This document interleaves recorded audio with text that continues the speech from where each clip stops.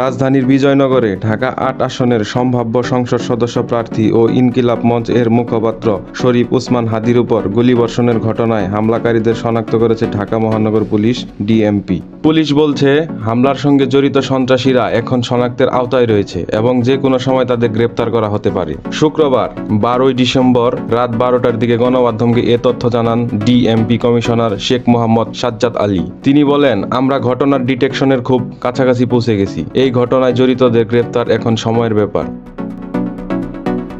এর আগে শুক্রবার সন্ধ্যায় ডিএমপির মিডিয়া অ্যান্ড পাবলিক রিলেশনস বিভাগের উপ পুলিশ কমিশনার মোহাম্মদ তালেবুর রহমানের স্বাক্ষর করা এক সংবাদ বিজ্ঞপ্তিতে জানানো হয়, হামলার সঙ্গে জড়িত ব্যক্তিদের বিষয়ে কারো কাছে কোনো তথ্য থাকলে তার নিকটস্থ থানা কিংবা জাতীয় জরুরি সেবা নম্বর 999-এ জানাতে অনুরোধ জানাচ্ছে পুলিশ। পুলিশ জানায়, শুক্রবার দুপুর বিজয়নগরের বক্স কালভার্ট এলাকায় মোটরসাইকেলে করে আসা দুর্বৃত্তরা শরীফ ওসমান হাদীর উপর গুলি চালিয়ে দ্রুত ঘটনাস্থল ত্যাগ করে। গুলিবিদ্ধ অবস্থায় তাকে প্রথমে ঢাকা মেডিকেল কলেজ হাসপাতালে ভর্তি করা হয়। পরে অবস্থার অবনতি হলে উন্নত চিকিৎসার জন্য তাকে রাজধানীর এভার কেয়ার হাসপাতালে নেওয়া হয়। ঘটনার খবর পাওয়ার পরপরই পুলিশ ঘটনাস্থল পরিদর্শন করে আশেপাশের সিসিটিভি ক্যামেরার ফুটেজ সংগ্রহ ও বিশ্লেষণ করে হামলাকারীদের শনাক্তে কাজ করছে আইন শৃঙ্খলা বাহিনী। থানা পুলিশের পাশাপাশি ঢাকা মহানগর গোয়েন্দা পুলিশ, ডিবি ও সন্দেহভাজন ব্যক্তি ও সম্ভাব্য অবস্থানগুলোতে অভিযান চালাচ্ছে। ডিএমপি জানিয়েছে, নগরবাসীকে আতঙ্কিত না হয়ে সচেতন থাকার আহ্বান